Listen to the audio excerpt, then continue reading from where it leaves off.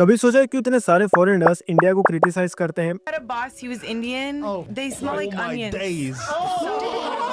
आप लोगों ने भी सोशल मीडिया पर इंडियंस को लेके हेट करने वाला ट्रेंड चलते हुए देखा है और ये अभी भी रुका नहीं है। हर जगह इंडियंस को लेकर कुछ ना कुछ नेगेटिव न्यूज आ रही है। क्या दुनिया सच में इंडियंस को हेट करने लगी है या हम कुछ गलतियां खुद कर रहे हैं जिससे हमें हेट मिलता है? सबसे पहले बात करते हैं मीडिया के रोल की। देखो, वेस्टर्न मीडिया का काम होता है कि वर्ल्ड के डिफरेंट रीजन्स की कहानियां दिखाना, पर जब बात इंडिया की आती है तो अक्सर उन्हें सिर्फ एक ही एंगल दिखता है, पॉवर्टी, पोल्यूशन, ओवर पॉपुलेशन या फिर क्राइम। अब सोचो, एक कंट्री जहां वर्ल्ड लार्जेस्ट डेमोक्रेसी है, फास्टेस्ट ग्रोइंग टेक इंडस्ट्री है और स्पेस मिशन तक रीच हो चुकी है, उसके बारे में अगर हेडलाइन से पोल्यूशन या रिलीजियस क्लैश पे बने तो इमेज कैसी लगेगी? और इसी वजह से जब कोई फॉरेनर इंडिया या इंडियंस के बारे में सोचता है तो उनके दिमाग में वही नेगेटिव इमेजेस फ्लैश होती है। उन्हें इंडिया का बैलेंस पिक्चर ही नहीं मिलता। मैं ये नहीं कह रहा हूँ कि हमारी गलती बिल्कुल नहीं है, हमारी गलती है, बट कुछ लोगों की वजह से हम सबको हेट मिलता है। और तीसरा फैक्टर है इकोनॉमिक और जॉब कंपटीशन। देखो, इंडियंस दुनिया के हर कोने में मिलते हैं। हम हार्ड वर्किंग है, एम्बिशियस है और हर जगह अपना बेस्ट देने की कोशिश करते हैं। लेकिन प्रॉब्लम तब शुरू होती है जब लोकल लोगों को लगता है कि हम उनके जॉब्स या अपॉर्चुनिटीज का फायदा उठा रहे हैं। सोचो, किसी फॉरेन कंट्रीज के टैक्स पेयर को लगता है कि आउटसाइडर्स उनके सिस्टम का फायदा उठा रहे हैं, तो नेचुरली एक रिसेंटमेंट क्रिएट होता है। फिर वही रिसेंटमेंट धीरे धीरे हेट में बदल जाता है। अब रियलिटी ये भी है कि इंडियन स्पेशली स्टूडेंट और वर्कर्स बहुत मेहनत से वहां तक पहुंचते हैं। देखो, कंपटीशन हर जगह होता है, लेकिन रिस्पेक्ट तब बनती है जब हम अपनी मेहनत दिखाते हैं और अपनी इमेज इंप्रूव करते हैं।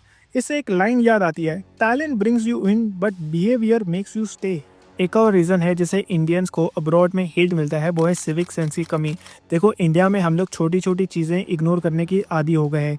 लाइन तोड़ देना, रोड पे कचरा फेंक देना, रूल्स इग्नोर कर देना या चलता एटीट्यूड दिखाना। प्रॉब्लम तब होती है जब हम यही हैबिट्स फॉरेन कंट्रीज में भी ले जाते हैं। वहाँ के लोग पब्लिक प्रॉपर्टी को अपना समझते हैं, रूल्स उनके लिए कल्चर का पार्ट है, पर जब हम लोग वहाँ जाके वही केयरलेस बिहेवियर दिखाते हैं तो लोकल्स को लगता है this people don't respect our system.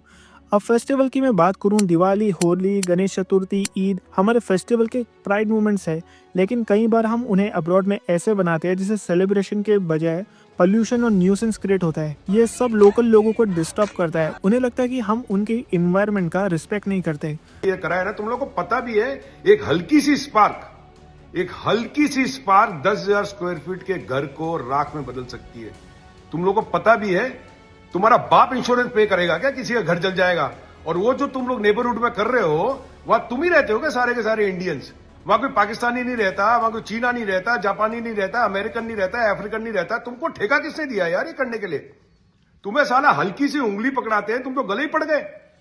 India का नाम खराब हो रहा है इससे, समझ में आ गई?